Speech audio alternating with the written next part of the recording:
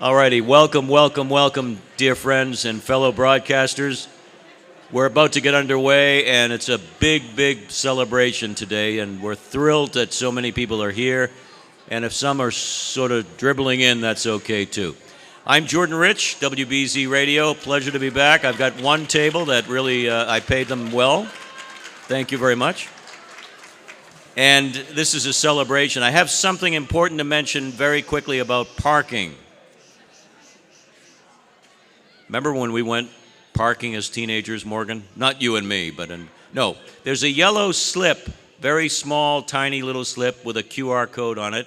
So all of you who parked can park for free. Where is the yellow slip, you may ask? It's outside at the registration desk. So if you didn't get one yet, make sure you get one on the way out. All you do is take your phone, place it up to the QR code, and it somehow works magically. Don't ask me how, but you will park for free. Ladies and gentlemen, we have a lot to do, so we want to get started. Please feel free to eat, munch. Food is great here, and the hotel does a super job.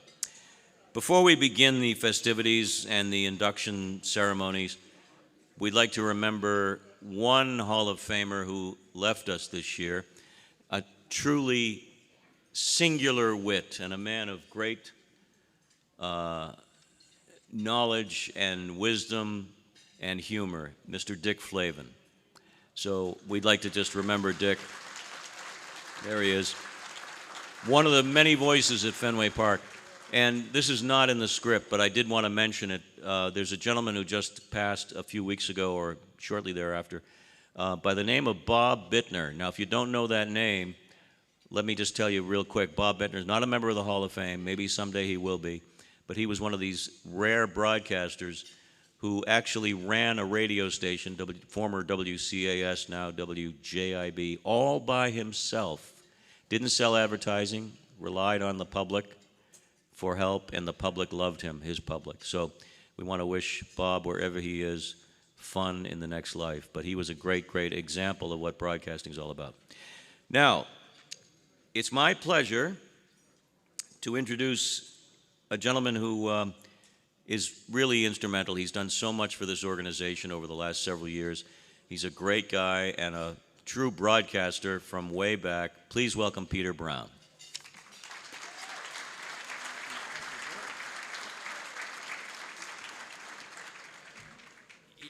Jordan, what does way back actually mean? We should define that a little bit. I was just saying to Mary Ellen Lynch, what a party. This is tremendous. Thank you all for being here this afternoon. And thank you for joining us as we recognize 6 gifted individuals and welcome them into the Massachusetts Broadcasters Hall of Fame. Each of them with their own unique talents, each of them distinguishing themselves for their commitment to their craft. We look forward to highlighting them this afternoon. To our audience today, as you witness their induction, I want you to think of 2 words: trust and respect.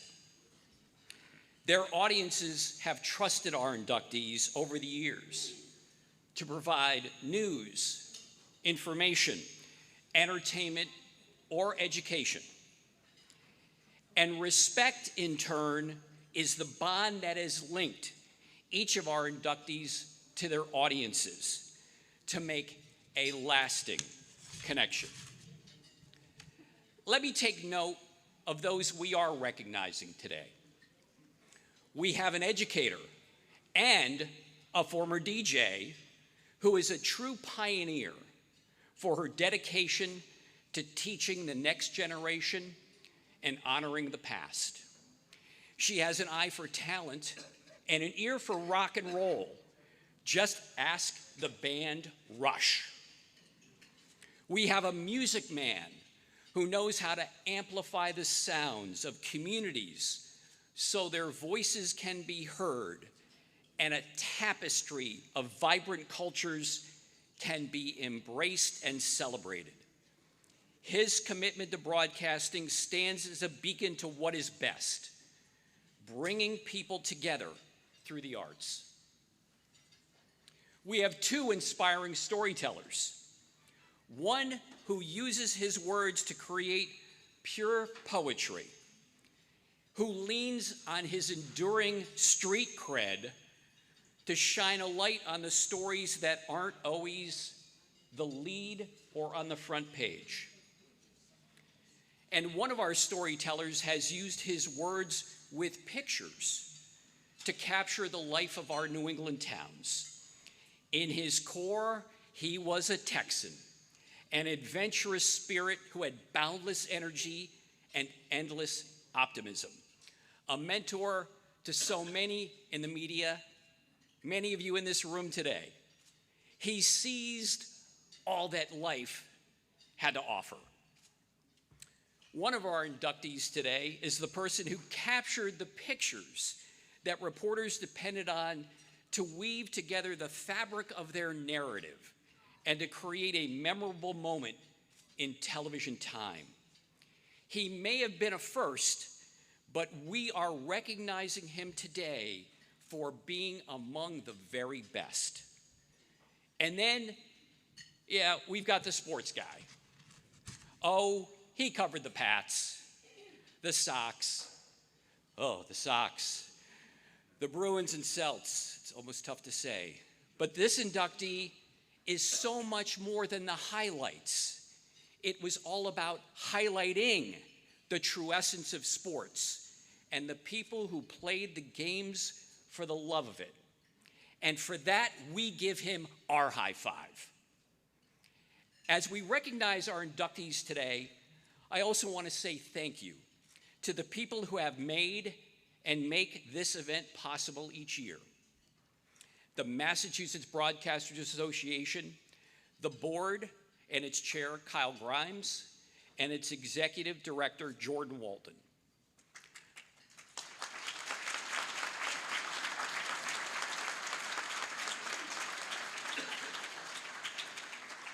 Donnie, you beat me to the applause.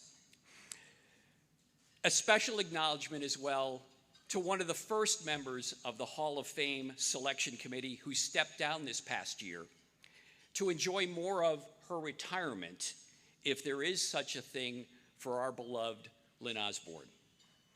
And of course, the Hall of Fame Committee. Would the NBA and the Hall of Fame Committee please stand or raise your hand and be recognized for your contributions to help us reach this special day? Please stand or raise your hand.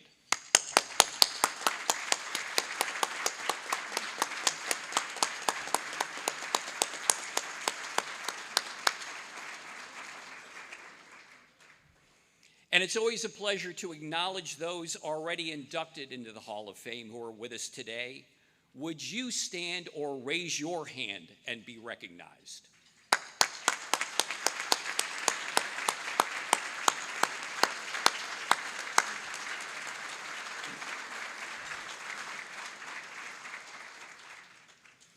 I want to thank all of our sponsors for their support. You will see their names in the program book with bios of each of our inductees. And last but not least, to the students at Curry College who are helping us, and the talented tech team in the back of the room who are in control of our production. We are in your hands. Be gentle. We appreciate your contribution. Now, to all of you, our audience, I have a request. We encourage you to nominate someone who you believe is deserving of induction into the Massachusetts Broadcasters Hall of Fame. Recommendations can be made at any time during the year. The Hall of Fame Committee will begin the process of choosing inductees for 2024 in the fall of this year. If you visit the Mass Broadcasters Hall of Fame website, you will see the link to fill out the nomination form. We encourage you to do so with as much information of the nominee as possible. Again, all of this information is in your program book. To the inductees who enter the Hall of Fame today, they are joining more than 150 others who have been the bedrock of Massachusetts broadcasting for generations. It is now our turn. It is now their turn to be honored for all they have given to their audiences. And it is our turn to say thank you and congratulations and welcome to the Hall of Fame. Thanks.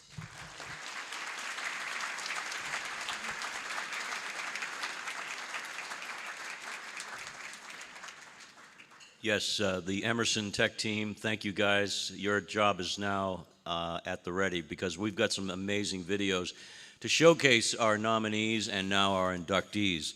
So first, if you would bring your attention to the screen, this is to honor Mr. Pat Costa.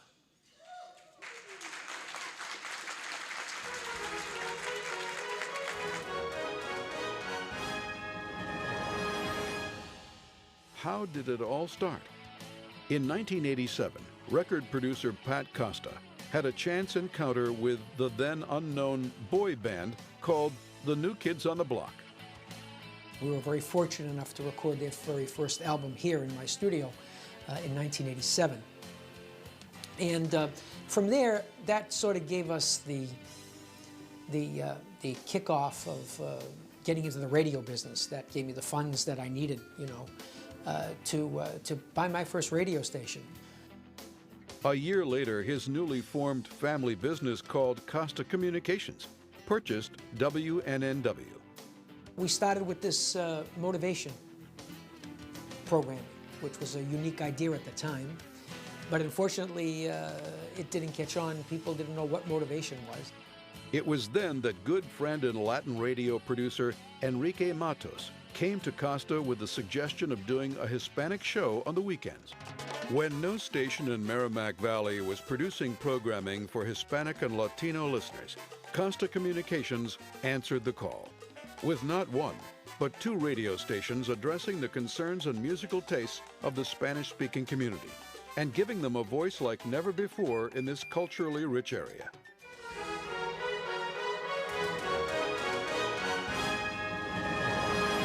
Well, that was a nice, brief video introduction. And now to formally introduce our first recipient today, we welcome Jose Villafañe. Jose is the managing partner for Costa Media, an audio-centric media company focused on the U.S. Latin audience in underserved markets. Jose is a multimedia and Hispanic broadcaster with a management team involved with more than 50 years' experience in radio sales, programming, and marketing. And he's here to introduce our first inductee.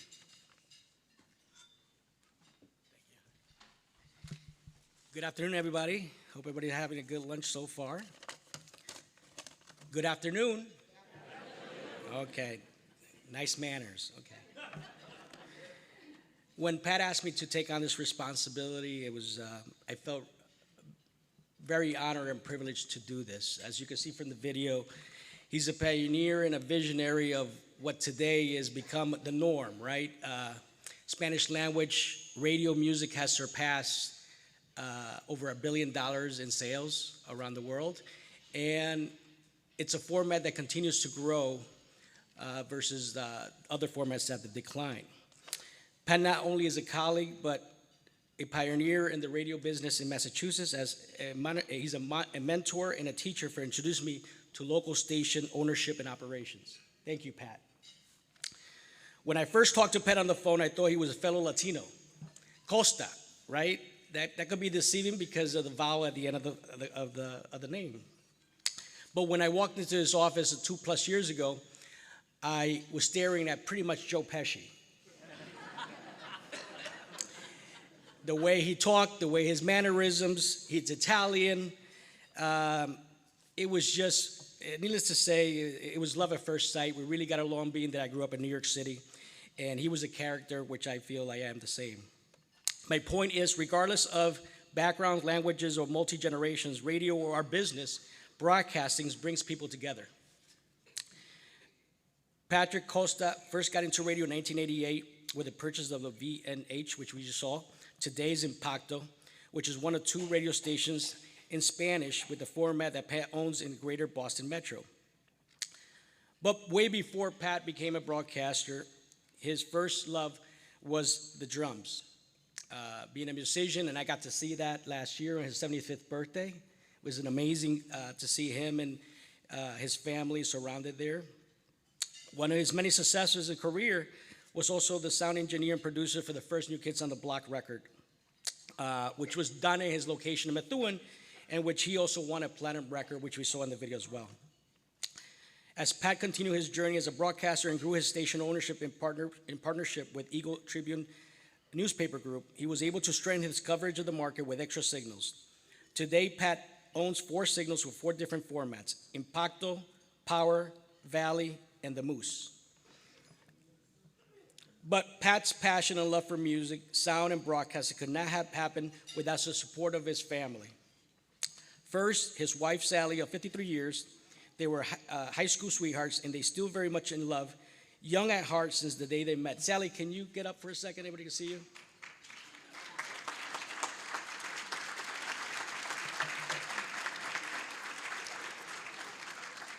I asked Sally to get up because we know we don't do all that we do on a day-to-day basis with our partners at home or our families that are here united to celebrate Pat's history in radio.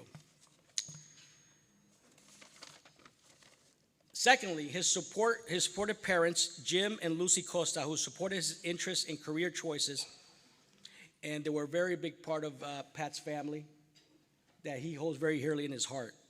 But last but not least, his grandfather, Alfio, who had the biggest influence in Pat's life.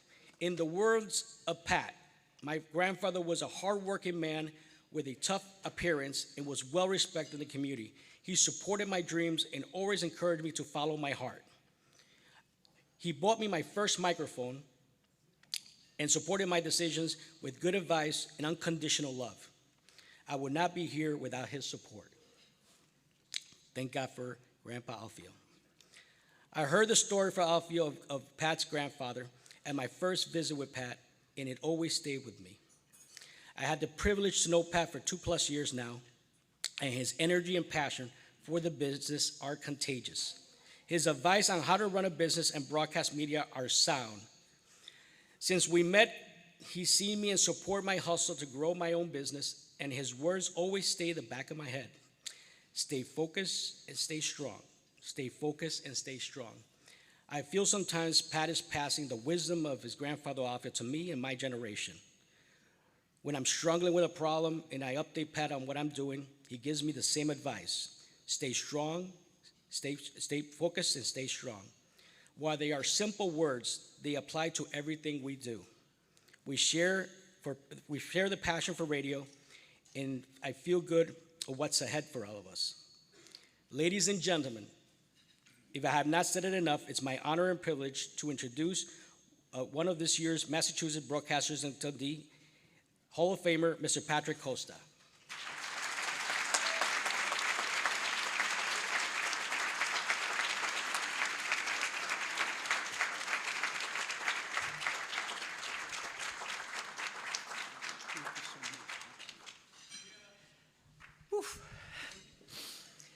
Very kind words from a good friend. Thank you. Thank you, Jose. I'll try to be brief because I know we're all trying to eat.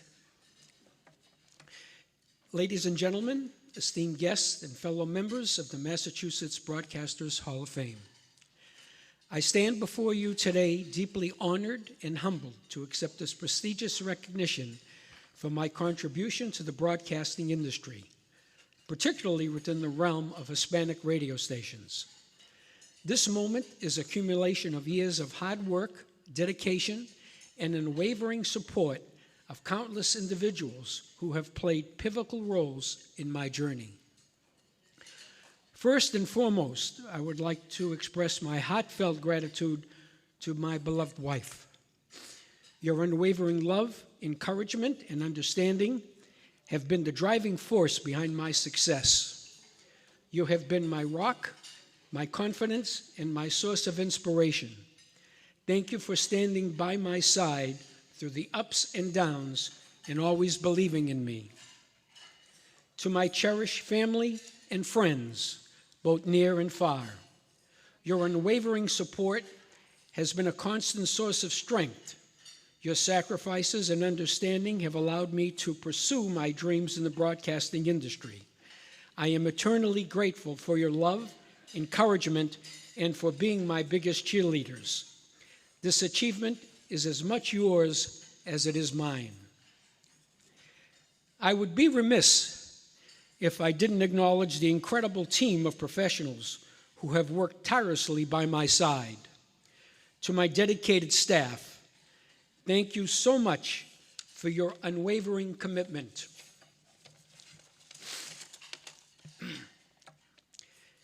It is your talent and hard work that have made our Hispanic radio stations a beacon of community, culture, and unity. Each and every one of you has contributed to this recognition, and I'm immensely proud to have you as part of my team. Today, as I stand here as a proud member of the Massachusetts Broadcasters Hall of Fame, I would like to take a moment to acknowledge and express my heartfelt gratitude to the Hispanic community and anyone present here today who shares in our rich Hispanic heritage. You have enhanced our radio stations, our programming, and our mission to amplify our diverse voices and have propelled us forward and allowed us to connect with our community in meaningful ways.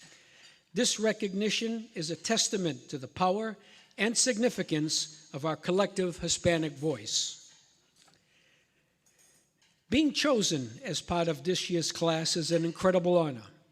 I am filled with immense pride to join the esteemed ranks of the Massachusetts Broadcasters Hall of Fame. This recognition serves as a reminder of the tremendous responsibility we hold as broadcasters. Let us continue to use our platforms to amplify diverse voices, share untold stories, and foster unity within our communities. In closing, I want to express my deepest gratitude to Massachusetts Broadcasters Hall of Fame for this remarkable distinction. To be recognized alongside the trailblazers and industry icons who have shaped the broadcast landscape is truly a humbling experience. Thank you once again to my wife, my family, my friends, my dedicated staff, and the entire Hispanic community for your unwavering support. I accept this honor with immense pride and a renewed commitment to continue serving our listeners, our community, and the broadcasting industry with passion and dedication. Thank you all, and may we continue to celebrate the power of radio and its ability to bring people together. Thank you.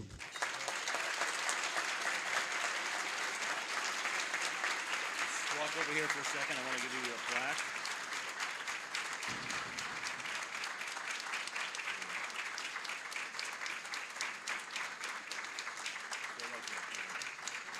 I've asked Pat to stay here for just one moment. He's promised to give me the name of his tailor. The Guys and Dolls collection, I have to have that suit. Pat Costa, ladies and gentlemen.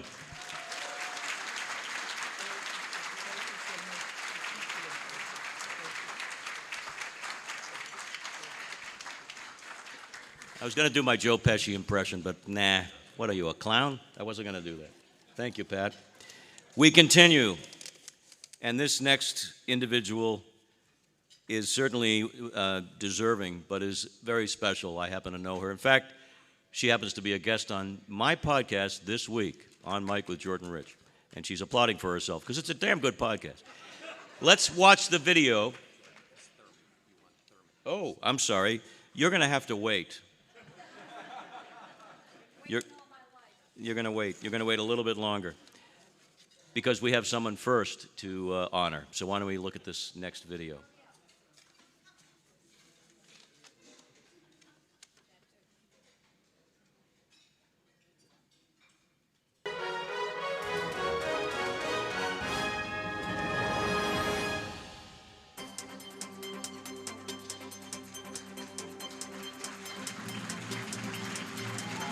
Thurman had to experience the backlash of the conflicts that were going on between races.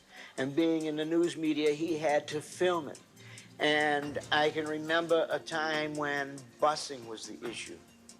And Thurman was involved with having to go to South Boston to film the kids getting off those buses. Thurman was shooting it as a black man, as a black parent with children in the Boston public school system, as a father, and being sensitive the way he is, was shooting it from a side that other photographers couldn't relate to.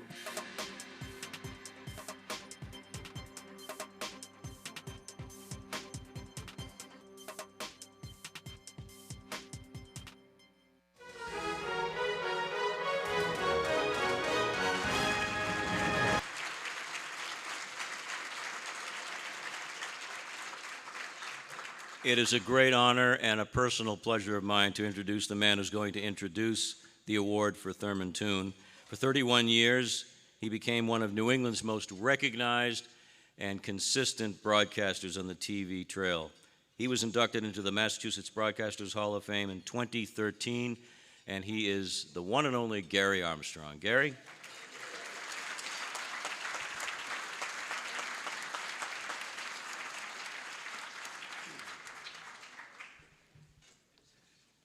The first thing I'd like to do, and excuse the frogs in my voice, I want to thank you very much to the Toone family for asking me to be here and do this little introduction.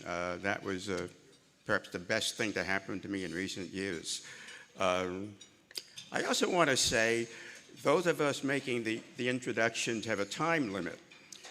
My wife would tell you that I've never met a microphone that I haven't loved. Linda Mealy, who is the news director of Channel 7, is here, so I think they have the hook that they used to have for me because I always exceeded the time limits of my reports, and I have so many things to say about Thurman. When I arrived here in Boston back in 1970, that's more than a half a century ago, and that scares me. Boston was a different city. And I was one of the few reporters of color working on the big three television stations, Channel 4, Channel 5, Channel 7. I learned very quickly, having come from New York and having worked for ABC, I learned how different Boston was. Boston was a big little city, maybe small in size in terms of population, but it was like a village because everyone knew everyone else. Thurman Toone was one of two or three reporters, photographers, photojournalists. One news director referred to them as button pushers. He was so wrong. But Thurman took me around to the various neighborhoods and introduced me. I didn't know it at the point, but that was my get out of jail free card. That was my liberty to go to various neighborhoods when things were not going well, and they would look at me and say, "What's your name again?" "Oh, you work with Thurman Toone, so you're okay." And that's the way it worked for many, many years. I was looking at Thurman's bio, and by golly, it looks like my resume, which should tell you something. For all the things that I received awards for, and people remember me for, the person behind the camera for almost all of those stories was Thurman Toone. Thurman would tell me as I was getting up to the camera to do what we call a stand-up, the thing that wraps up your story, I would have my head full of grandiose things to say, like I really knew everything, but I didn't. Thurman would whisper in my ears, "Gary, here's what you should say." And I would just parrot what Thurman Toone told me. And when I said it, it sounded erudite. It sounded like I had known the area for 30 or 40 years. That was only due to Thurman Toone's presence. I learned later on that Thurman, before my arrival in the late 60s, Thurman had been one of the first black photographers to work in the city of Boston. And he got the pictures of the city as it was in the aftermath of the assassination of Dr. Martin Luther King, and the city was not a good place then. And the media did not necessarily make things any better. But there were people like Thurman Toone who knew the people in the neighborhood, black, white, brown, yellow. They welcomed him because they knew that He was trustworthy. They knew he was honorable. When he came in to say, I'm just taking some photographs to show how the city is doing, how your neighbor is doing, how your family is doing, how your children are doing, they knew he was telling the truth. He was a man of the city. And he passed that on to some of the reporters at Channel 7. And we are all the better for that. And for whatever laurels that are passed along to us along the way, they go not only to Thurman Toon, but a bunch of the other photographers who, some of the names may mean something to you. People like Richard Chase, John Premack, and others who were there not only for the people they worked for, they were there not only for their station. We were friendly competition. We all wanted to lead. But they would take the time to make sure that mic holders, as we were called, that we knew what we were talking about. That made us better, and that made the news you got more accurate. During the time of the busing crisis, as it was called, very often network reporters came in, international reporters came in. There were reports of Boston during that time, that tumultuous time, that it was a city being ripped apart by black activists and white families who didn't want black people in the neighborhood. That might have been true on some level, but that really wasn't the story, because the common denominator during the busing period was the lack of quality education. And that's what we heard when we talked to family after family after family, and neighborhood after neighborhood after neighborhood. And it took a long time for that to sink into the brains, I say that lightly, the brains of the people who were the community leaders and the political leaders of our times. But Thurman and the other camera people that I have mentioned, they knew that. That's the heavy part of what I want to talk about Thurman, because Thurman was the kind of fellow who had, if you didn't have all these lights on and you just had Thurman Toon walking into the room, that smile of his would light this ballroom up like anything. A couple of Thurman Toon stories. We had back on the Mondays of the week, we had at Roxbury District Court what we called the Weekend Roundup. The Weekend Roundup was the gathering of all the people who had been arrested over the weekend. They would bring them in the wagon to Roxbury District Court to be arraigned.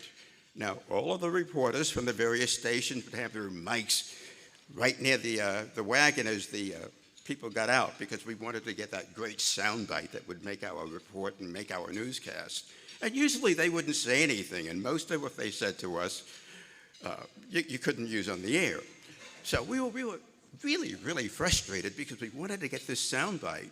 And as we're standing back and watching these people get off the wagon and go into the courthouse, what you would hear from time to time was, "Hey, Thurman! Hey, Toon, how are you?" That's because Thurman knew everyone. And he would say from time to time, he would beckon someone to come over and talk to me or talk to another reporter. Thurman had that kind of inside nuance with people. They trusted him. There's another Thurman story covering busing again. Some of you know this story. We were wrapping up a report someplace in Dorchester, maybe it was South Boston, I don't really remember. Remember, this is more than 50 years ago. I saw a group of people approaching me. We were shooting film. So in my mind, all I was concerned about was getting the film back to the studio so it could be processed. That would take 15 or 20 minutes or more. And so I added on that time to the driving time back, and I thought, I've got to get this film back. That's what was on my mind, not the people approaching. They clearly were unhappy with me. They were unhappy with us. And they started yelling some things, racial things, and they had rocks and bottles and stones, and it didn't look good. And I looked over to my left, and I could see my film crew, and they would say, "Gary, you have to get out of here. You have to get out of here." I'm still thinking about, do I have everything I need?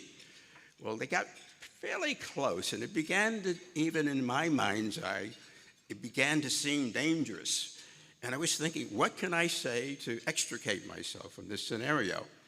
This is before Mel Brooks. Remember that, before Mel Brooks. So I'm looking over the crowd, and they're yelling all of these nasty things. And I said, wait a minute, because they had thrown the N-word out at me. And I said, wait a minute, guys. I'm not an N. I'm a Samoan. And, you know, they looked at me, and they believed me. That's how stupid they were. And I couldn't believe it. This sounds like baloney, but it really did happen. For many years, people were thinking that I was a Samoan reporter. But you could hear Thurman's cackling as we walked away from those people who thought I was a Samoan. And that was Thurman Toon. Another Thurman Toon story. We were assigned to interview Sybil Shepherd, the actress. This was in 1970s. I think she was still doing Moonwatching, if I have that show correct. And she was doing a musical review at the South Shore Music Circus in Cohasset. So the assignment was interview Sybil Shepherd. Terrific, right? Right. So we get there, and Sybil Shepherd is just wrapping up her show. Now, to back up a little bit, this is the middle of the summer. I had on, I don't know where I brought this sucker because I was so into dressing up, but I had on this silk Italian leisure suit. So that tells you what the era was. And no shirt underneath, and I had the leisure suit buckled at the bottom of my waist so you could see the big hairy chest. And Thurman had on a dashiki that was open like this, and you could see the big hairy chest. And we were looking at each other and smiling at each other and thinking, oh man, we're really great. We're really great. Well, Sybil Shepherd comes in. I'm being reminded of the time. Sybil Shepherd walked in. I'll wrap it up with this. And she looked at Thurman, and she looked at Gary Armstrong, and she had this big, wide smile on her face, and she said, oh boy, we're going to have some fun tonight. And Thurman looked at me, and I looked at him and thought, wow. And she said, I know you're Gary Armstrong. And she said, are you the fellow they call Newt? And of course, that was Thurman's nickname. Everyone knew Thurman. And this is definitely the last story, even if the clock is ticking. Billy D. Williams, the actor, came to Boston. This was back in 1976. He was promoting the film Lady Sings the Blues. And I got to tell you, there was so much commotion in the Channel 7 building. The women were screaming and falling over. And Billy D. Williams comes into the newsroom, and he looks it over, and he looks at me, and he says, are you the fellow interviewing me? And I said, yes, Mr. Williams. And he said, okay. And then he looks towards Thurman, and he said, Thurman? Thurman, is that you?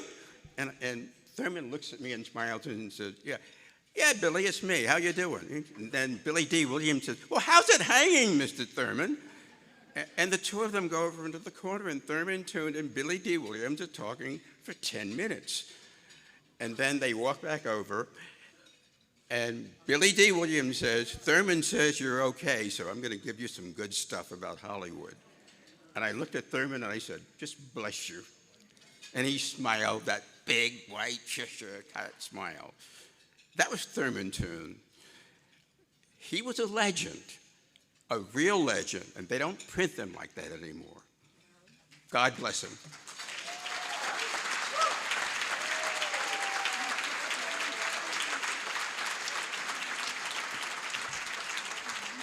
Accepting the award for Thurman Toon is his daughter, Nikki. Nikki?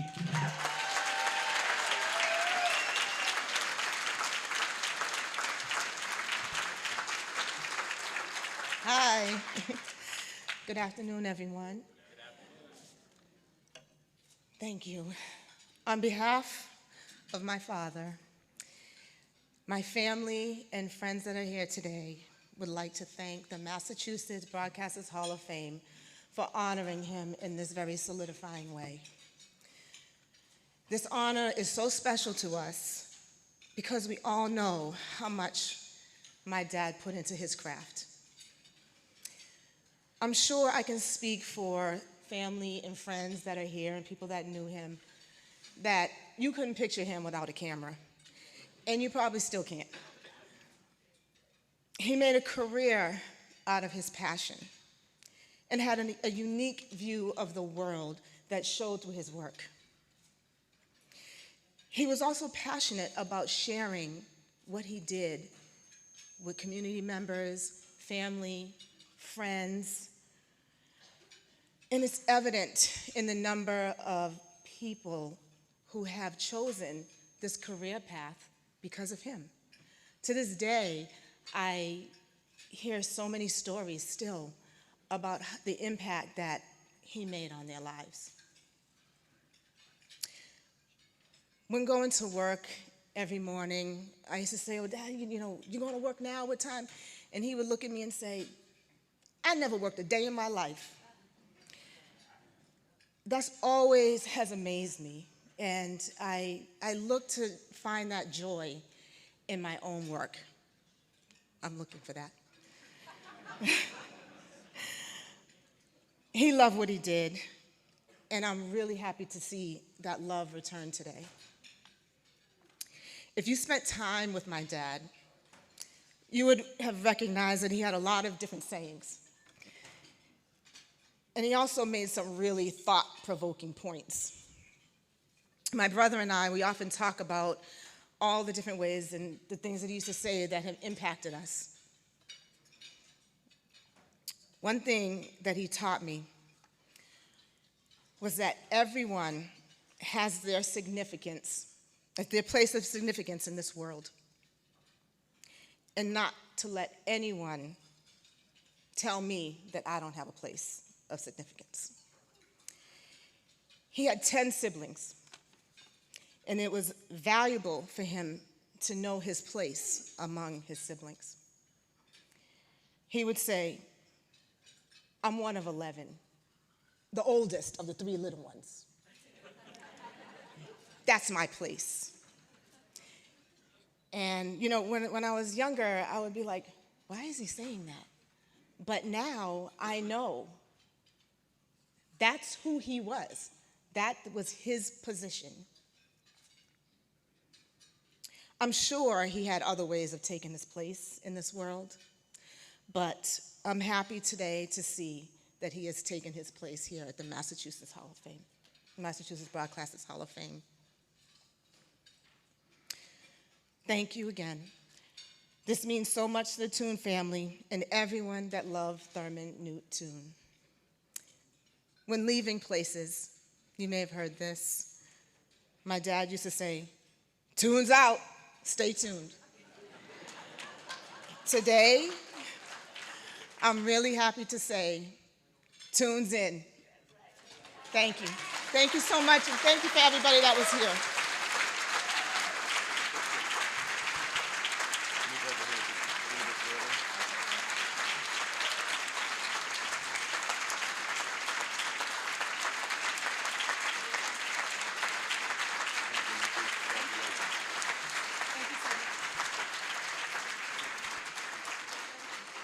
By the way, in case anyone's wondering, the popularity of Thurman Toon today is still very evident because I believe, this might be a record, Peter, 6 tables of friends and family and supporters. Give yourselves a hand. That's incredible. All right, now it's your turn. Thank you for being so patient. We're going to start this video with a tinge of music because it's very appropriate. Gentlemen, if you would be so kind.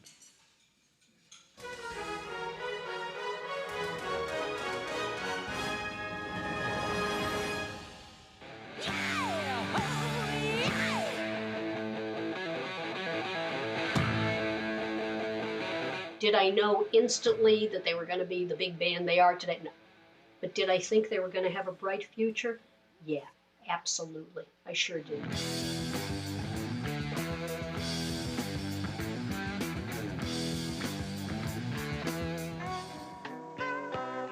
Linda Ronstadt on WAVA Allison. The Beatles before that, Hey Jude.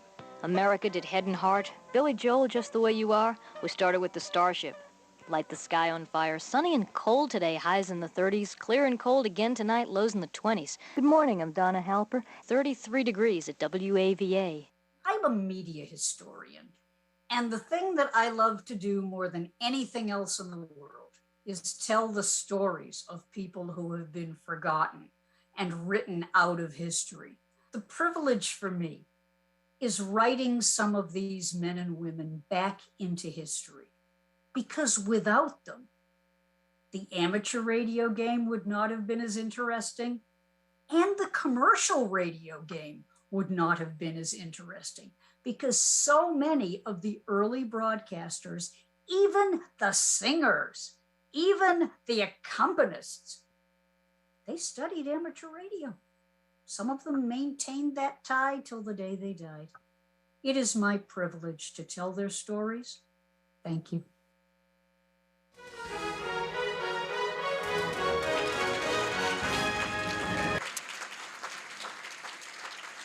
To introduce Donna Halper to the gathering today, we have a gentleman, a colleague of mine at WBZ, and Donna's a frequent guest on this man's program. His name is Morgan White Jr. You know him as the king of trivia. What you may not know, come on up here, Morgan. What you may not know is that he is officially banned from the set of Jeopardy and Who Wants to Be a Millionaire, because he knows everything. Please welcome Morgan White Jr. to officially introduce Donna Halper.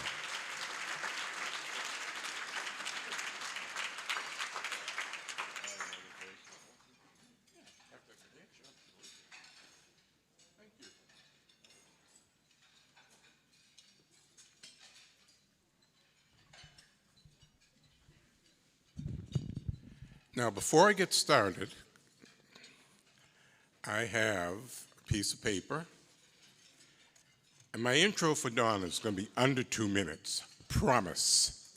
But I want to say to the Toon family, Thurman lived in my neighborhood, or I lived in his neighborhood, Academy Homes.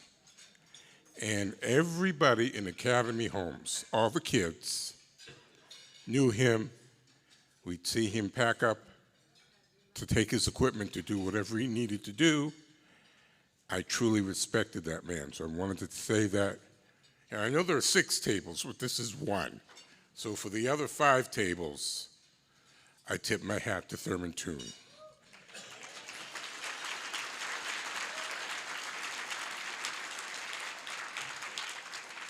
But that's not why I'm here. Glasses on.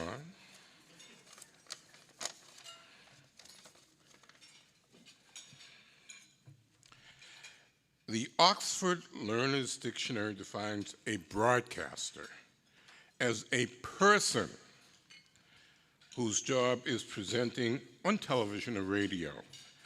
And I hope you listen to every word of that simple definition.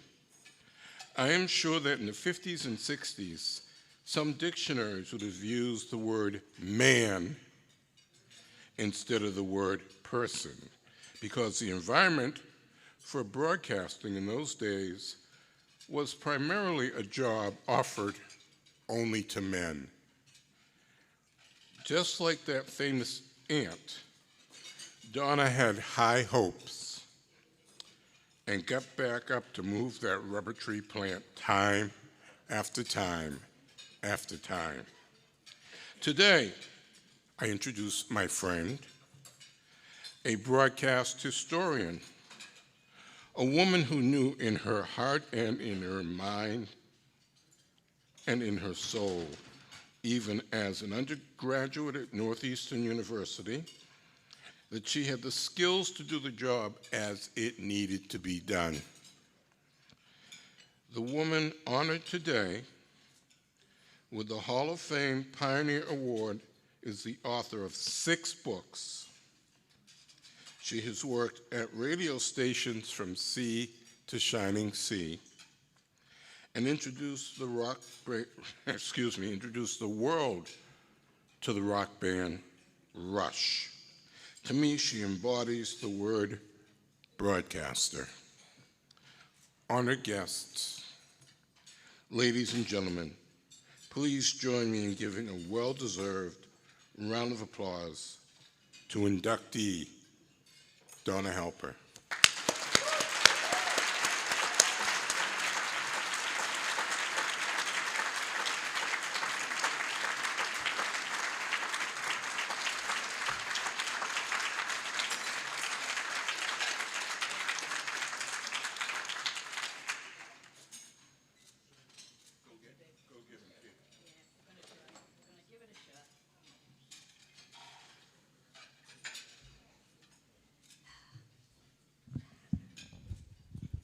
Wow. I can't believe I'm here. I really can't. I can't believe I'm anywhere. I'm a cancer survivor, 8.5 years. And I know there are people in this room that have been on that journey. And I know that there are people in this room that have lost people. And I know that there are people in this room who, like me, by the grace of God, have survived. And I'm still here. And I mean it when I say, I'm amazed I'm here. But I gotta tell you, even on my worst day, being alive is such a privilege. Thank you.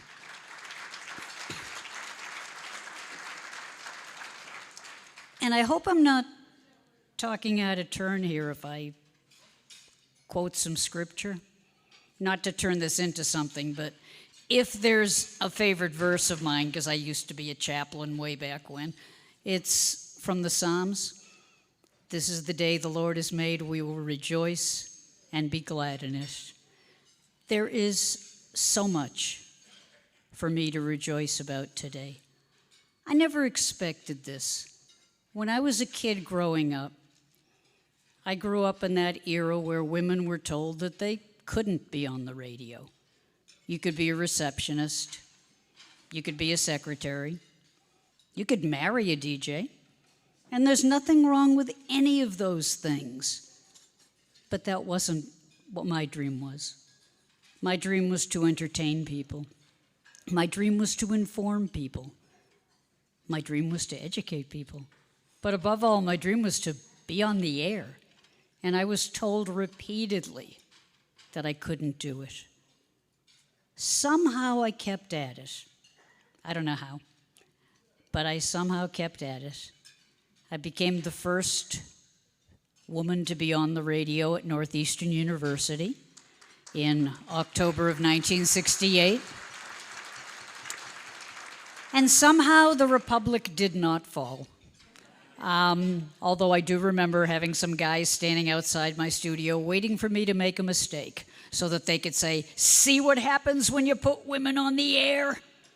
Oh, my friends, I did not make a mistake.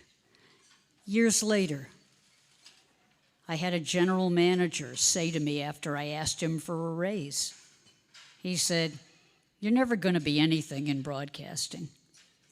You don't deserve a raise." But you know what? What doesn't kill you makes you stronger. And every time, I'm kind of like that old song from the early 90s, Chumbawamba song, I get knocked down, but I get up again. You're never going to keep me down. And every time somebody would say something like that to me, it motivated me. In 1983, I won the award at the Pop Music Survey for a Consultant of the Year. And he was in the audience, that general manager who told me that I'd never be anything. And I held up the award and I looked right at him. I didn't say anything. Mom raised me to be a lady, you know what I'm saying? But he knew. He knew. I stand here today surrounded by people that I've admired all my life, and also surrounded by people who have been there for me. And I appreciate that.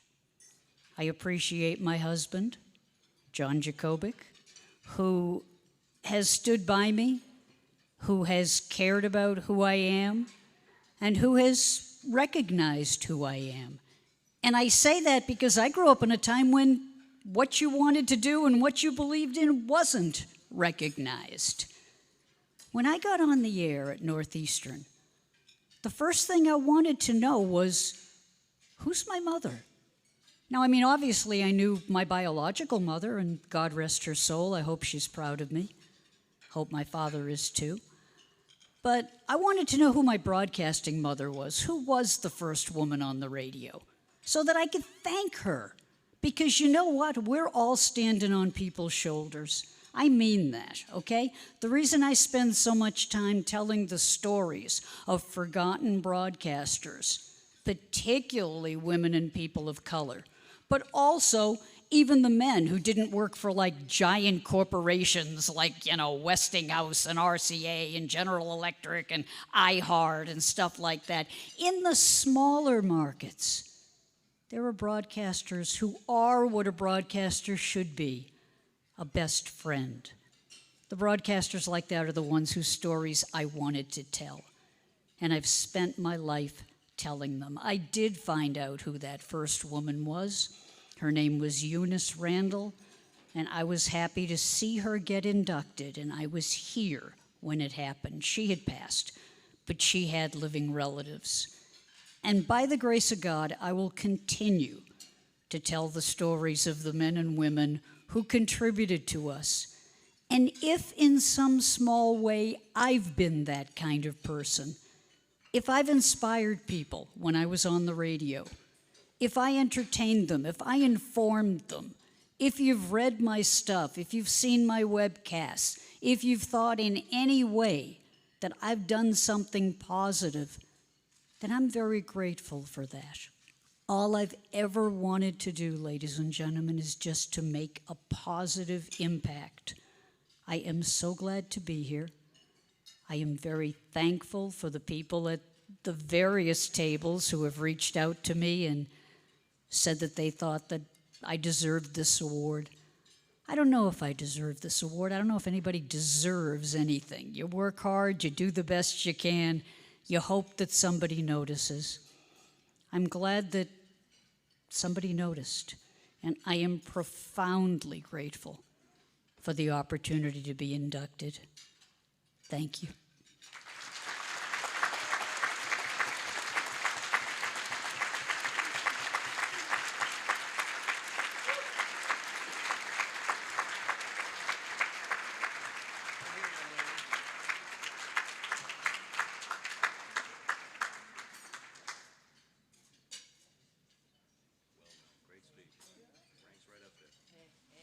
Thank you.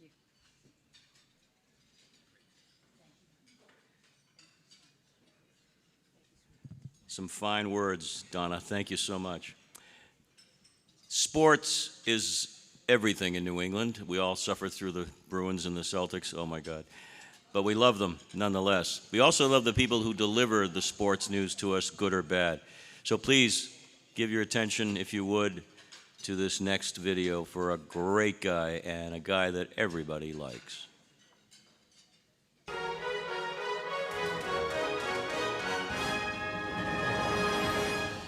It began in the spring of 1982.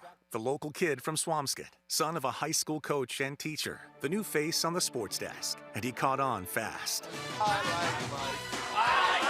like Mike. Comfortable with himself and legends like Bobby Orr, Larry Bird, Doug Flutie, Roger Clemens, Governors too, and pairing up with WCVB's Hall of Fame lineup of Natalie, Chet, and Dick. We think Mike deserves a high five. He grew up a fan, but covered every team with poise and professionalism, always appreciating his front row seat and access to history. And the Patriots will get the Bears on Super Sunday. Patriots Preview and Patriots All Access, providing the chance for a deeper dive, quality time with Parcells and Belichick, and getting them to open up. Mike was the quarterback kicker for Harvard. They were playing Yale and New Haven. The game tied 7-7, 33 seconds left. He kicked a 26-yard field goal to give Harvard its first ever outright Ivy League title. Good!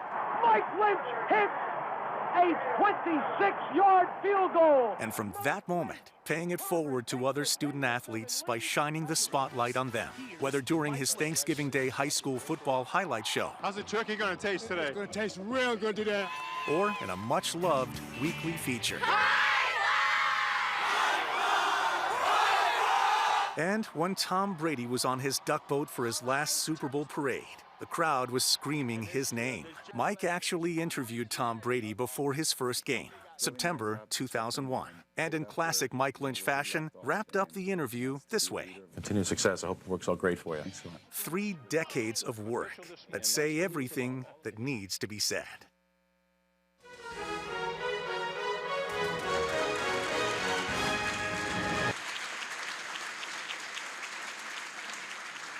This afternoon's luncheon is all about winners, no question about that. And to introduce Mike Lynch formally as another member of that all-star team, and of course is a name we all know and a lady we all love, Natalie Jacobson. In her 2022 book, Every Life a Story, Natalie Jacobson Reporting, she talks about her 40-year career in broadcast television, including 35 as a reporter and anchor on WCVB TV Channel 5. She is the first lady of television news in the eyes of many of us. Please welcome her and Mike Lynch to come as well.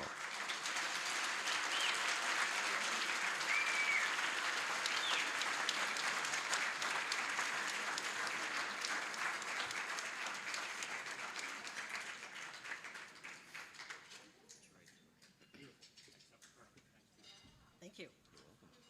I like Mike. That was one of the best promotions we ever had, that along with 5 is family. Hello. I'm delighted to be back with so many friends and colleagues. Thank you all for being here.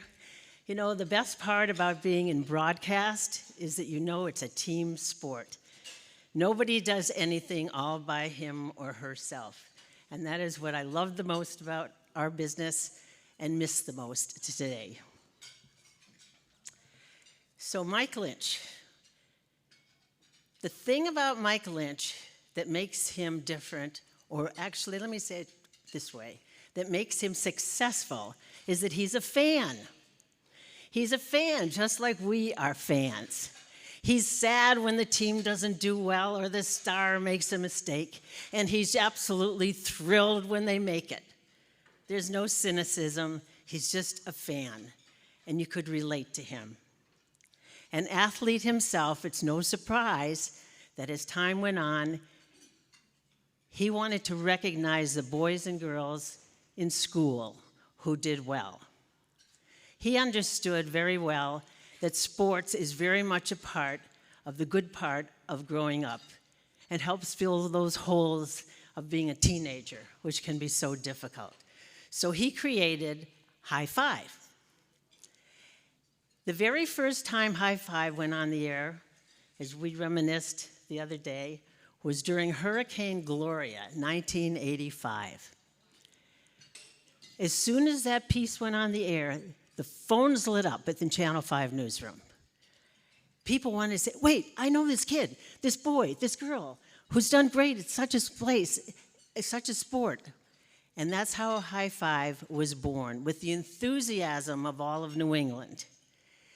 Mike looked for people who were good in their sport, but who also worked hard at their scholarship, and who were good teammates, because that's Mike. He's a teammate. And of course, near and dear to my heart, as a gal who was around when there weren't too many sports for girls, he included girls. So High Five had its share of plenty of girls. It was a salute to these kids. It was an inspiration to these kids.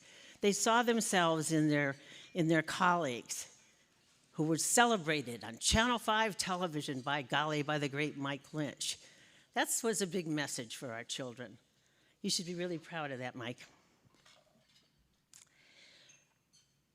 Arguably, Boston is America's sports town. We've got all the sports, right? The Celtics, the Bruins, the Patriots, the Red Sox. When I was a kid, I was stunned to find out that girls couldn't play baseball professionally. Seriously? I was 2 when that happened, okay, to give me a little bit of credit. So I had a hero, Ted Williams, and so on, all the girls and boys had their bedrooms plastered with celebrities from Hollywood, Demi Reynolds, Eddie Fisher. Yeah, I go back that far. I had Ted Williams. So for me, to have Mike celebrate the sport and be able to sit with him in 2004. How many were here in Boston in 2004? You can never forget it.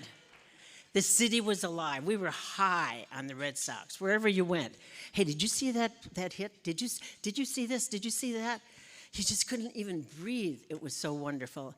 I have a nephew who's a Cubs fan in Chicago, and he said, I took him to a Red Sox game, and he said, oh my God, you people in Boston are unbelievable. You don't remember every game. You remember everybody pitch and hit. That's a Red Sox fan, and we're all Red Sox fans. So to be able to get over whatever the hard news was, good or bad, on that particular day and sit next to my buddy Mike Lynch for just a few seconds and be able to say something about the Red Sox, that was the highlight of my day every day in 2004. That's part of being a broadcaster, because you know you're sharing it with everybody that's listening as well. So Mike, you have earned the respect of your coaches, two of whom are here today, of your colleagues, the table of Channel 5. It's still a family.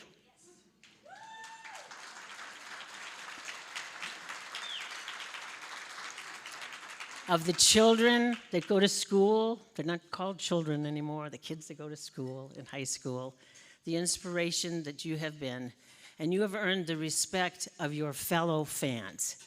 So, ladies and gentlemen, it is totally my pleasure and honor to present my buddy, Mike Lynch.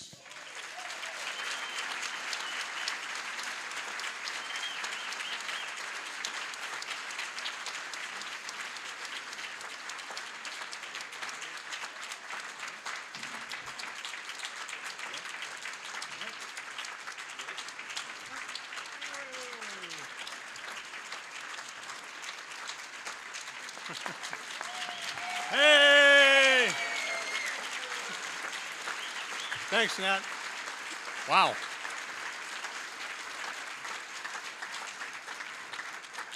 Thank you. Why did I pick Natalie Jacobson as my presenter? Now I have to talk after her. It's like going on stage after Taylor Swift. Where's Bob Lobel? Lobie, where are you? Over here? Lobel and I are going to have a race out in the hallway afterwards, all right? We'll be taking bets in the corner of the room, so you can place your bets now. You have them until about 1:45. The race starts at 2. My money's on Lobel, by the way. Thank you, Natalie, for that great introduction. You read it exactly as I wrote it for you. Thank you very much. You did a great job. I remember my first day in a newsroom was the day I had an audition to work at Channel 5. And I came there, and Minnie showed me where the newsroom was, and I opened the door, and I went, oh my God, there's Chet Curtis, there's Natalie Jacobson, there's Dick Albert, oh my God, there's Martha Bradley, oh my goodness, there's Jorge Kyoga, there's Janet Wu, there's Susan Warnock, there's Jack Harper. Wow, what am I doing in this place? I wanted to turn around and run away as fast as I could. Approaching me was this woman who came right across the newsroom, stuck out her hand and said, hi, I'm Natalie Jacobson. And I said, no kidding, I thought you were the parking lot attendant. She says, welcome to Channel 5. You're going to do very well here. I said, oh, thank you. So all my anxiety and all my fears were relieved just by Natalie coming over and saying that one thing to me. And she was that way her entire career. If there was a new person or an intern that came in, she went over and just diffused the situation and made them feel so very comfortable. So after I met Natalie in the newsroom, I went into the news studio to watch a newscast because I was going to audition at the end of the news. In those days, the news ran from 6 to 7. So Brian Leary was doing the sports, and I was to use his script at 7 o'clock for my audition. And as the news went on, I sunk lower and lower and lower and lower in my chair, and I said, get me out of here. This is going to be so bad. So around 7:15, I did my audition, and it was basically The Red Sox played the Detroit Tigers today, an exhibition in baseball. Let's now look at the highlights. And it was, boom, right down there. It was so unbelievably bad. It was horrible. It was horrible. I would not have hired me for Needham Cable, all right? So we go to Jim Thistle's office, and Jim Thistle, the renowned news director, the late Jim Thistle, is sitting up there, and he said, Mike, what'd you think? And I said, 8 hours a day, 6 days a week, 6 months minimum, I might be ready to anchor a newscast. He says, well, you know what? You don't have that long. You're on tomorrow night at 6. How do you like that? And that was it. I was in. So years later, I ran into Jim, and I said, you know, Jim, I've looked at that tape dozens of times. What were you thinking that night? What were you thinking? He said, you know what? I always kept a bottle of scotch in my bottom drawer of my desk. And I think I had at least one under my belt when I looked at your audition tape, and I said, you know, it looks pretty good to me. And we're in. Oh, I was so lucky to work at Channel 5. The only station I ever worked at, the only station I ever wanted to work at, the one I watched when I was a kid. And from the people, you know, it's almost impossible to fail. When you get a director like Dorothy Will talking in your ear, hello, Scoop, you ready to go? I said, yep, I am, ready to go. And you know, you get a producer like Nick Terry who says, listen, Lynchy, this is the way we're going to put the show together tonight. You said, okay. And they get your photogs, you get Steve Menard and Mike Cole, who are running the show, and I just get out of the way so I don't screw it up. I mean, really, it's almost impossible to fail with the people that you have there. It was just so very, very comforting. And you knew you were professionals all the time. The two people who hired me, gave me a full-time job after Jim Thistle were Jim Coppersmith, the general manager, and Phil Balboni, the news director. And Phil would always say to me, do something distinctive to separate yourself from the other two stations. And that's how High Five became about, because we needed something distinctive. And I was thinking, now, what will be your model every single night? And Jim McKay I was a big fan of his work, and I heard him one day in Wild World of Sports. He said, you know, I said, what I strive to do every show is inform, entertain, and occasionally inspire. And I said, wow, what a great barometer to use every single night. So that's what we used every single night at Channel 5. The weather people, Dick Albert, Harvey Leonard. You know, I was there for 40 years, and the weather office probably moved a half a dozen times. And to this day, the weather office has never had a window. How does that happen, Harvey? Does not have a window. I came in one day about 5:45 from someplace, and I was soaking wet, and Dick Albert says to me, oh, is it raining out? I said, you're supposed to tell us that it's raining. But Harvey and Dick would spend more time in the sports office than they would in the weather office, because they say, why did the Sox manager leave the pitcher in? We should have tanked him out. You got to go to your bullpen earlier. And I'd have a simple request. I'd say, all right, Harvey, you know if it's going to rain Friday afternoon at 12:26, I get a tee time for golf? He says, I don't have no idea about that. I'm just worried about the Red Sox and pitchers. And that's how it happened. You know, thanking people is not an easy task. And I've been very, very blessed to be supported by a great family. My brother Terry, my sisters Mara and Tara are here. And if you haven't met my mother, she's 91 years old. She's over there, Joanne Lance. Mom, stand up and say hi.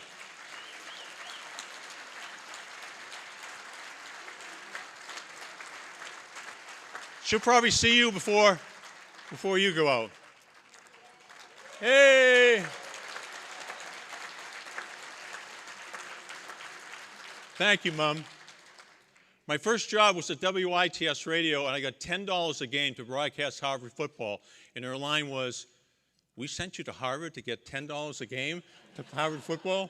And I said, Mom, and Ben, you like this? I said, trust the process, Mom. Trust the process. And most especially, my wife, Mary Ellen. We all know working in, especially sports, there's always a game on Mother's Day. There's always a game on Easter Sunday. There's always a game Thanksgiving. There's always a game on a holiday and an anniversary. And not once did I hear a complaint. Not once, ever, ever. And I thank you so much for that, Mary Ellen. But for always being there.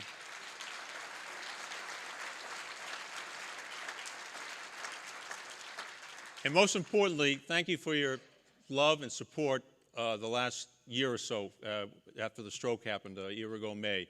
You've been absolutely incredible. And thank you very much from the bottom of my heart. Yeah, she's going to change her name because she's tired of hearing, Mary Ellen, Mary. So if anyone else knows how to legally change a name, come see Mary Ellen at table number 5. She'll let you know. To the Hall of Fame committee, thank you so much for even considering someone like me. I just have revered so many people that are in the Hall of Fame. They are people that I've looked up to, and now I'm one of them, and I couldn't be more tickled. I worked at Channel 5 for about 40 years. We're just starting our second 50 years, and we are in great hands because of Kyle Grimes, our general manager. Kyle, great job. So I wish I worked under you, but awesome. And Margaret Cronin, the news director, is doing a great job. And don't forget, we had before, long after Chet and Nat, there was Maria and Ed. And they're over there right now, and they took time out from their busy day to come in. Ben Simino, Anthony Everett from Chronicle, Russ Nelligan, we got everybody, and Josh Brogadier, who's in the sports department now. You were in the sports department, the news stole you, but now you're back, right?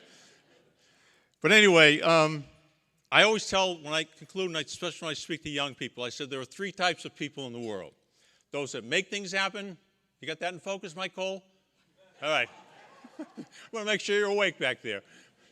Those that make things happen, there are those that watch things happen, and there are those that wonder what happened. And Channel 5 always made things happen for all of us that worked there.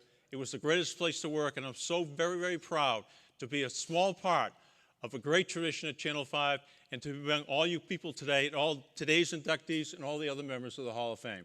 Thank you so very, very much. Thank you. Stay right here. Okay. Oh, all right. Wow.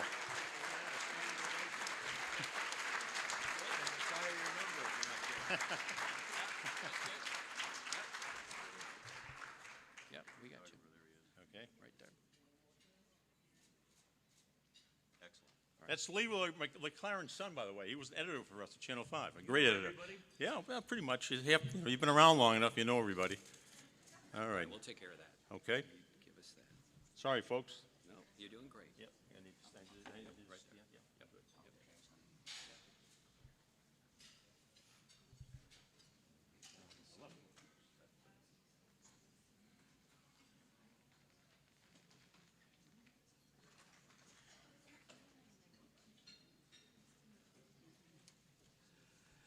Yep. This particular luncheon, the theme sort of resounds around family.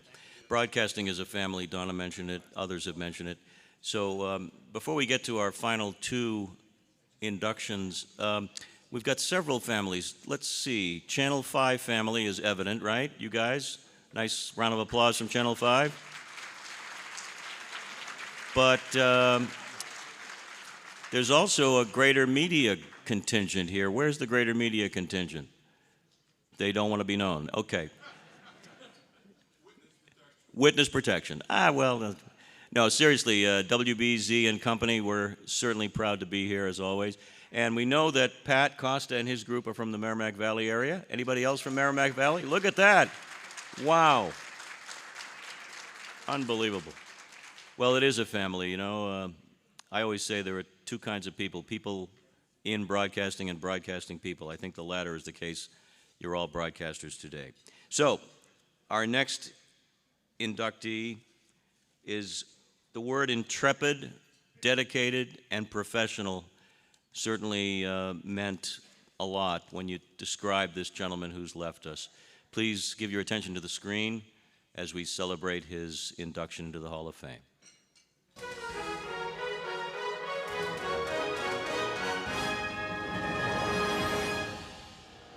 Bill Shields. Bill Shields was a cherished member of the WBZ team and an irreplaceable friend. In 41 years of reporting, he covered a lot of ground. In Linfield, in Framingham, Peabody, Foxborough, in Woods Hole, in Hingham, in the North End, in Situate, in Duxbury, at Fenway Park. Bill moved through life with a youthful exuberance. Stop it, Bill. What? Go ahead, I hear you. He helped Boston usher in the new For the most part, the Alewife station is getting high marks from the writers so far. and say goodbye to the old. Sure, we all love the old place, but maybe it is time for a new romance. You're gonna see the force. Jesus. Sorry. When the weather was at its worst, Bill was always the best. Pounded by wind, rain, snow for hours, wearing storm gear, and often wearing a smile. The native Texan became a hardy New Englander whose humor was as powerful as a hurricane. This is sideways rain. I love it. It hits your face. It's like 1,000 needles going in. To know him is to know his stories off camera were just as great. Bill, Billy, Shieldsy, whatever you called him, it was always easy to call him a friend. He was a trusted reporter, a valued member of the community, and part of our family. To say Bill will be missed is like saying Bill was a great reporter. It's an understatement. Bill loved Boston, and Boston loved Bill, a true WBZ legend.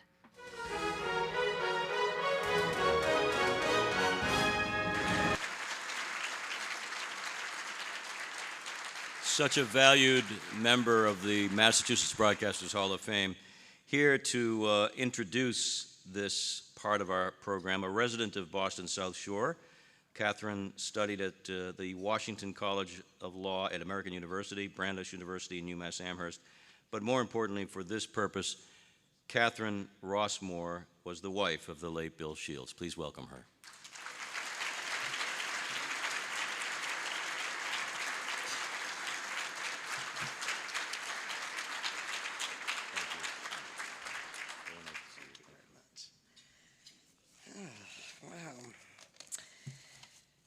So I really want to thank Peter Brown and the Mass Broadcasters Association for choosing my late husband, Bill Shields, for this honor of induction into the Hall of Fame.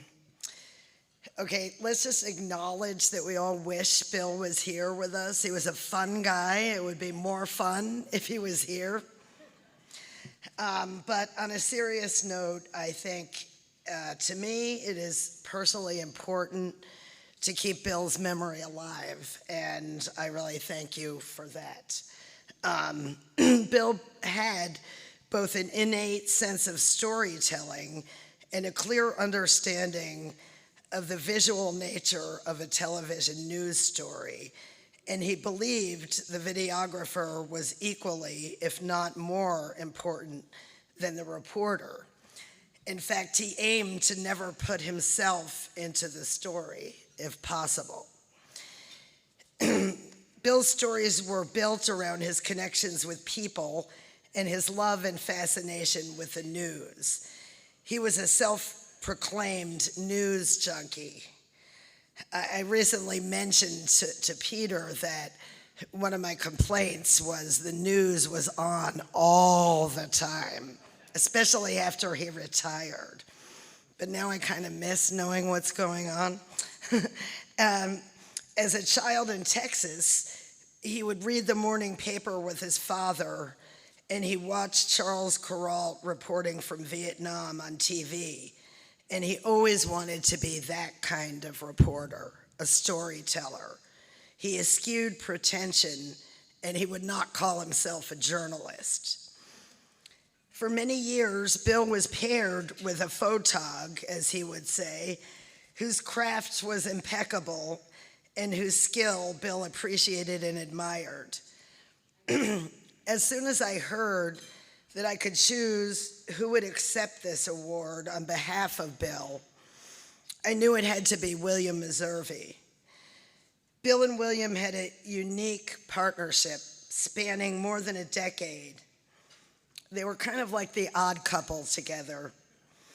William Meservey was the quintessential foil for Bill Shields, quiet, reserved, and a perfectionist of his craft. Will, I would like you to accept this induction into the Hall of Fame on behalf of my husband and your great friend and colleague, Bill Shields.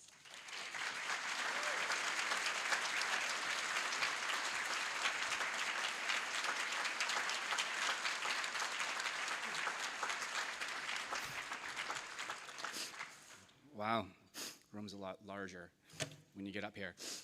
I'm gonna deviate a little bit. I'd like to thank Peter in the hall for placing me after Mike Lynch.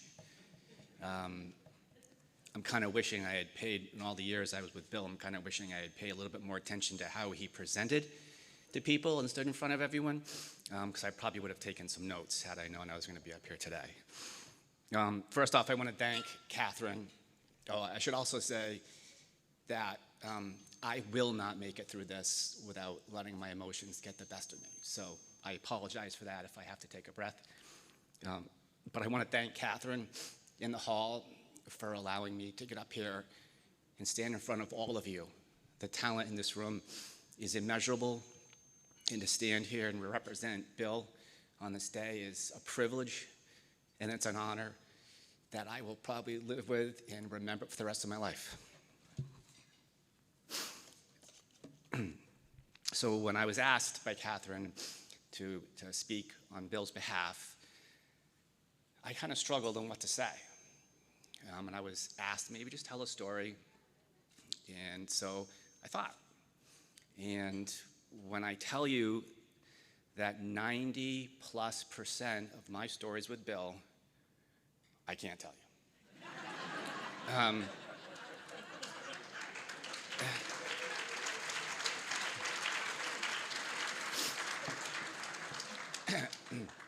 I know that statute of limitations is probably expired at this point.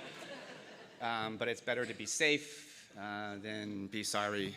So I am going to respectfully decline the stories. I do have a couple that I will share that are PG and might be enjoyable. So I immediately went to what would Bill say? What would Bill say in front of all of you, in front of his colleagues for all these years? And he would be humbled. He would be so proud to stand here in front of all of you. But he would immediately transition to what Catherine just mentioned. He would say that it's not him, it's the people he worked with that allowed him to be who he is and allow him to present the way he presented every day. As Catherine mentioned, I was with Bill for just over a decade. I started with Bill in '95, on and off. And on our first day together, we were late. We were having barbecue in Newton, and we were late, and we got on the pike, and it was stopped. And the look of fear in his face, and I said, no worries about this. And I just looked behind me, put the news card in reverse, and we shot all the way back up that ramp. He looked at me and said, all right, we'll be okay. But to fall back on what I just mentioned about Bill and his desire to say that it's the photographers, it's the fellow reporters, it's the producers, it's the management staff that made him who he is. I'm going to say to you that as a photographer that was with Bill for all those years, he made us who we are. He allowed us to be the photographers that we wanted to be. He allowed us to excel in our craft and to present in the best light possible. So yes, it was a mutual relationship. But Bill, I know you're going to say it's all on us. It's not. It's on you. You made us who we are today. And for that, I am eternally grateful. Not only to all the photographers in the Boston market, but for Bill for allowing me to be who I am behind the camera. I've kind of lost my train of thought a little bit, so excuse me. As far as stories go, I do have a couple. They're limited, like I said, so I'll give you one little quick story. I'll give you a memory, and I'll give you a little factual thing.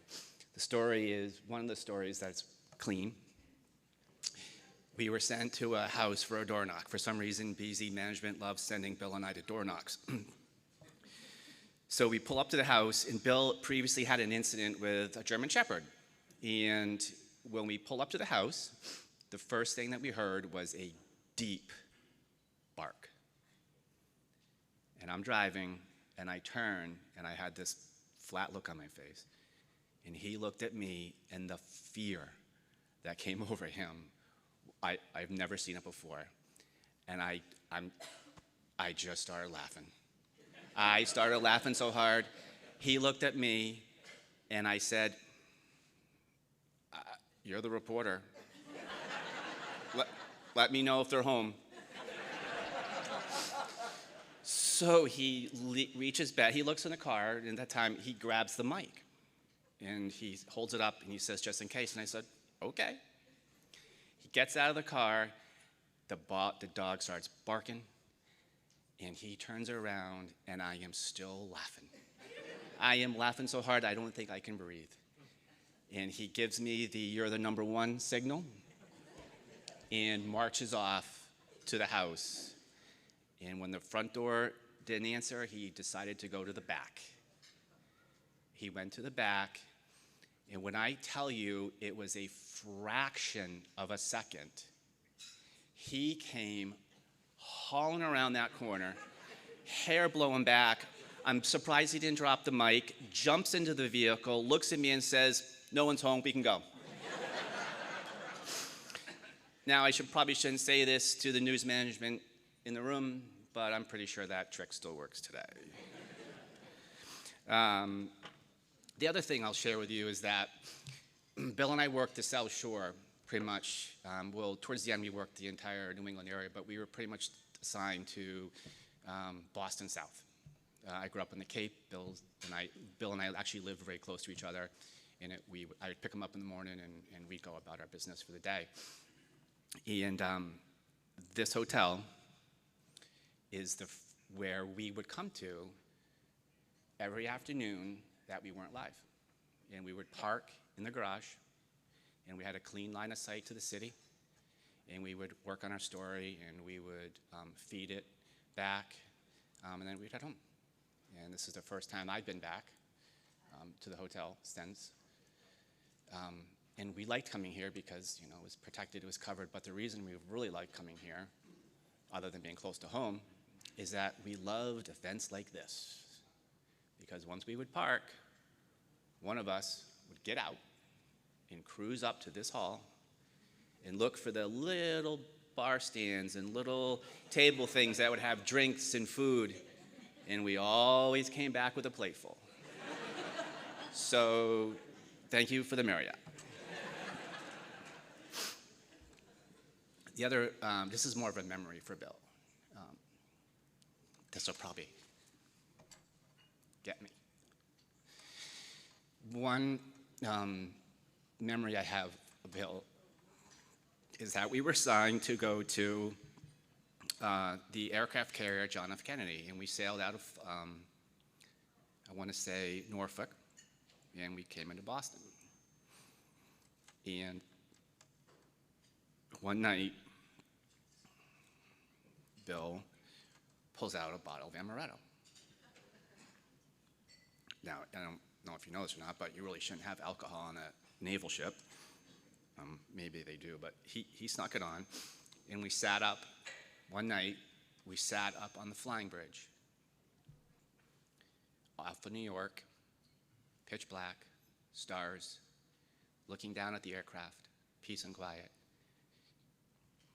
and talked about life. And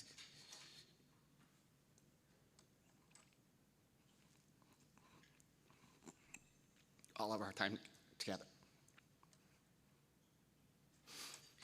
I will never forget that.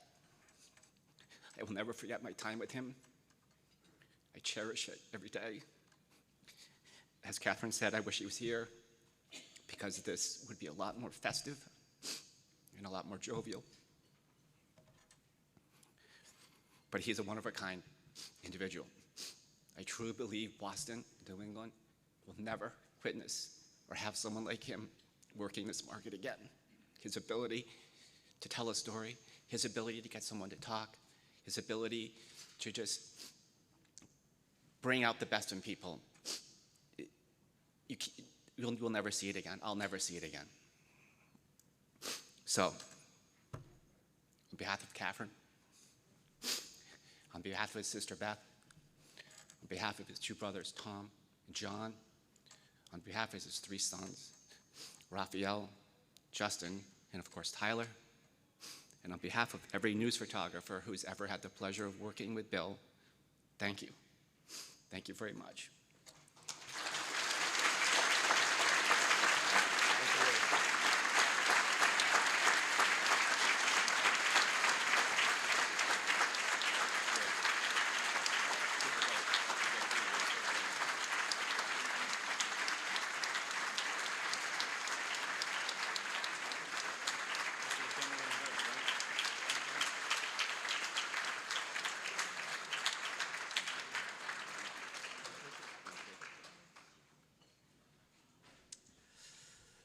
And now we come to the final inductee, and want to say hello to my colleagues, and it's always great to have a colleague not only nominated but inducted into the Hall of Fame. Please bring your attention to the screen for Boston's Poet Laureate, Carl Stevens.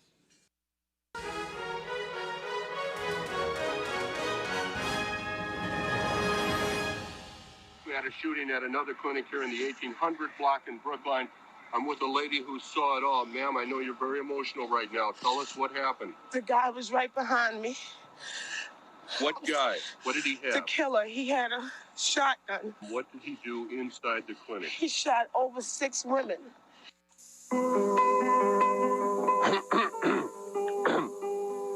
No, Mo. Mo, don't go. Please don't go, Mo. Mo, don't go. He's big enough to knock it out of any park, but not a field in the world is as big as his heart. Thank you, David Ortiz, you shining star, for showing us how good we can be and how good we are. How can you tell men to come out of the building when you got 6 men in the building that are trapped and you know that they'll no longer be with us? On a Friday night in December, 6 men went into a burning building to save lives. They lost their own. And for the men who survived, I suspect that that warehouse will always be burning, that fire will never be contained. Carl Stevens, WBZ News Radio, 1030.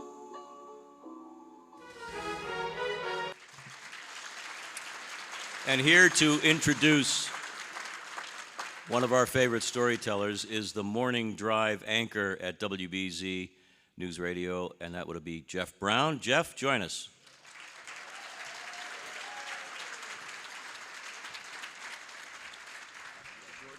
Thank you.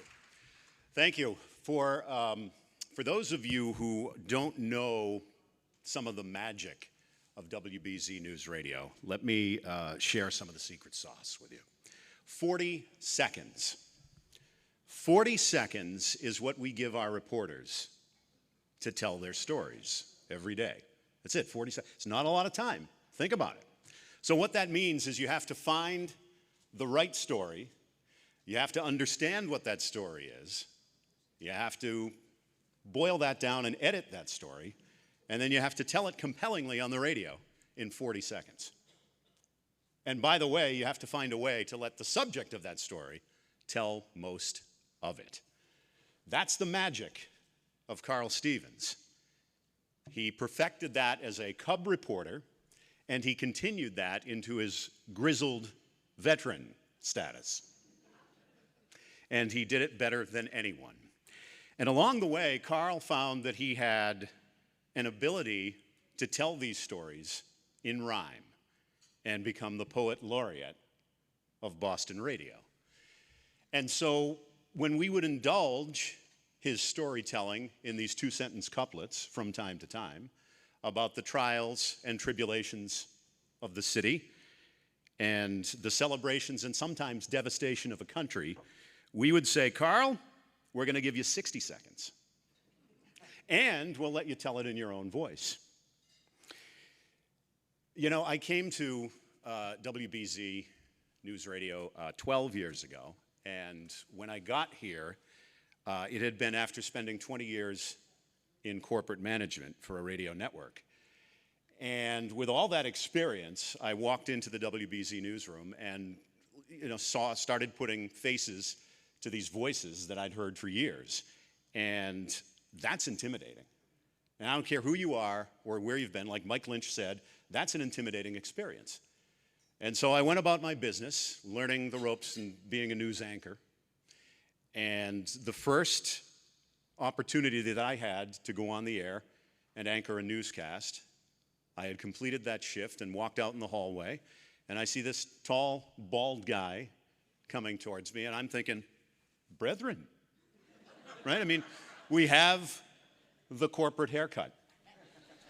And, so he comes towards me quickly, and he extends his arm, and he says, Jeff, Carl Stevens. And I said, not now, Carl. I have a tea time. And off I went. Because that's the kind of guy Carl is. He's the first to introduce and the first to become a mentor.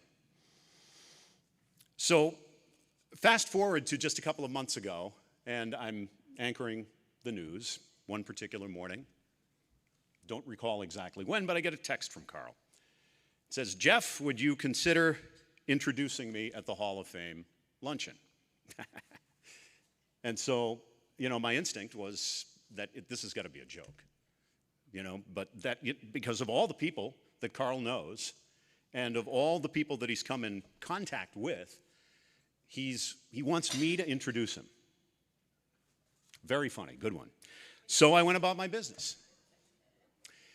And then I'm thinking about it, and I'm saying, you know what? Maybe he's not kidding. And so I looked at the text message again. It said, Jeff, would you consider introducing me at the Hall of Fame luncheon? Because that's the kind of guy Carl is. And I said, I would love to, but I have a tea time.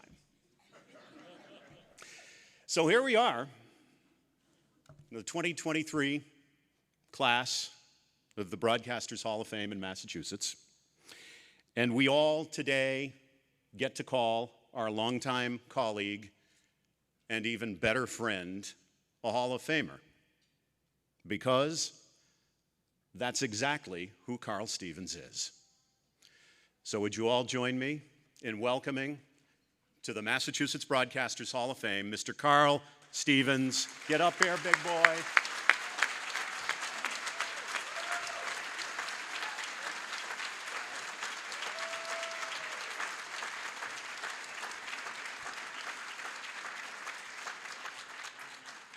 Thank you, and thank you, Jeff.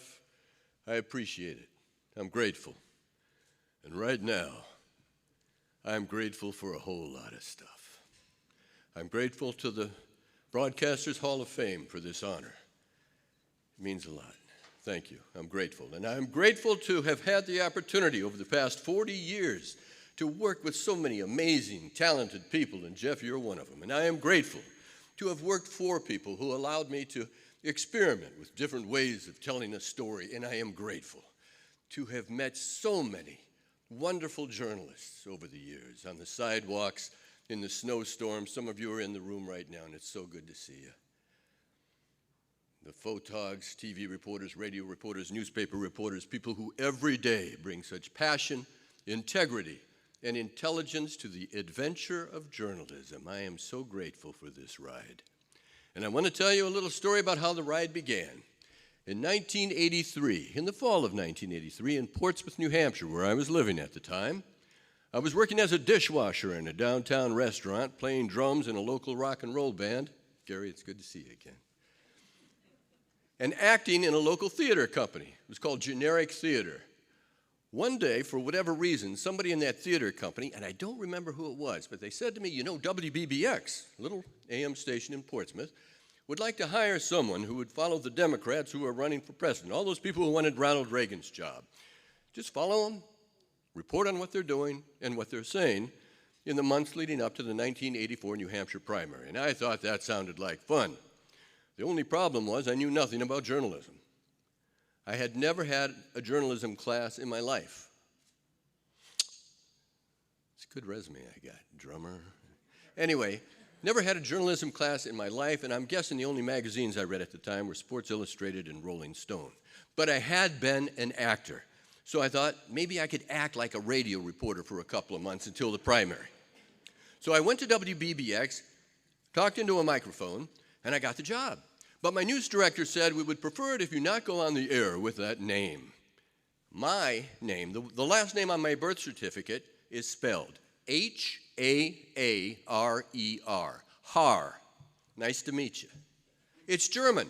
I've got a lot of Mennonite and Amish relatives in the Midwest. What do you want me to do? I asked my new boss, and my new boss said, why don't you take a first name and add an S to it and make that your last name? You could be Carl Michaels or Walters or Stevens. And so, for $180 a week, Carl Stevens was born.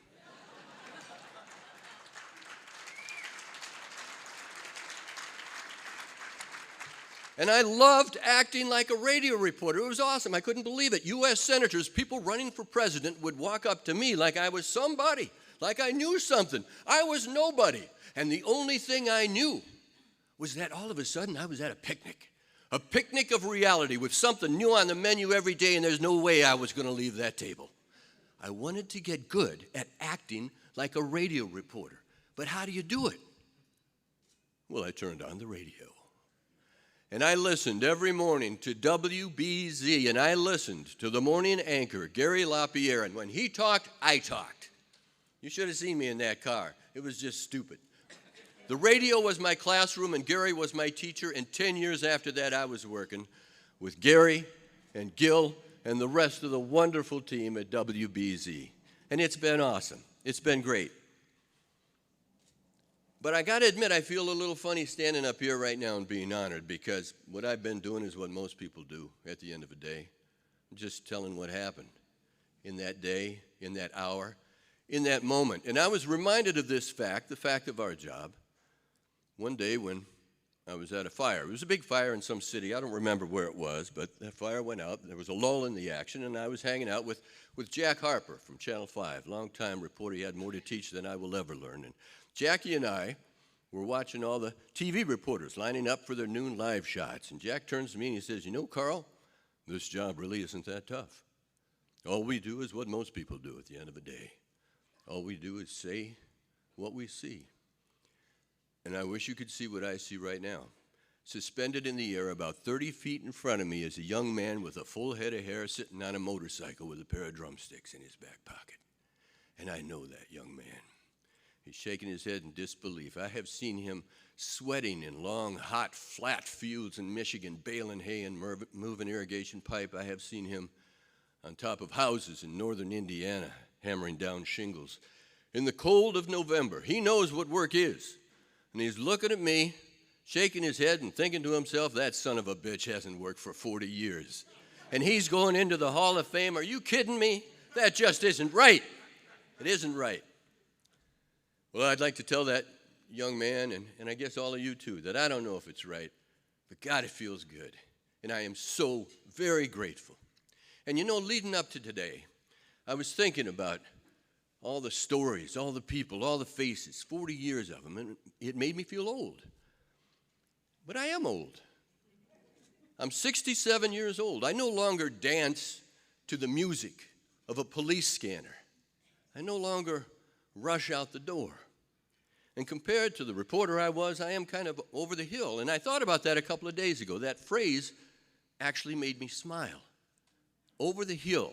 And the smile got even bigger when I looked over my shoulder and saw that wonderful, marvelous hill that has been my stage on which I've been acting like a reporter for 40 years.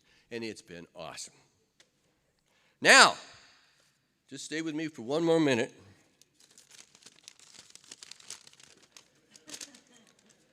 And let this old man wrap this up with a poem.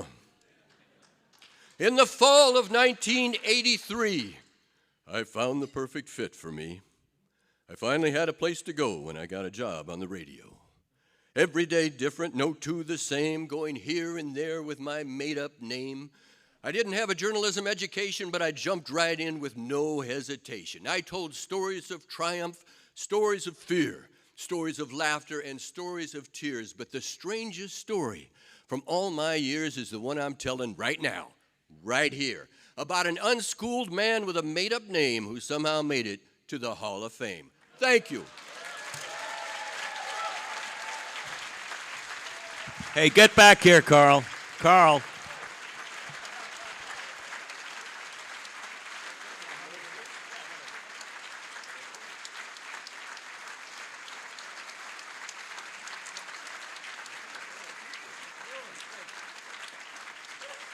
God, we were hoping for a poem, and we got a great one. It's mix and mingle time now, folks. The official ceremonies are over. I just want to remind you, Massachusetts Broadcasters Hall of Fame.org. Get your nominees in for next time, and thank you so much for making this a family event. Take care.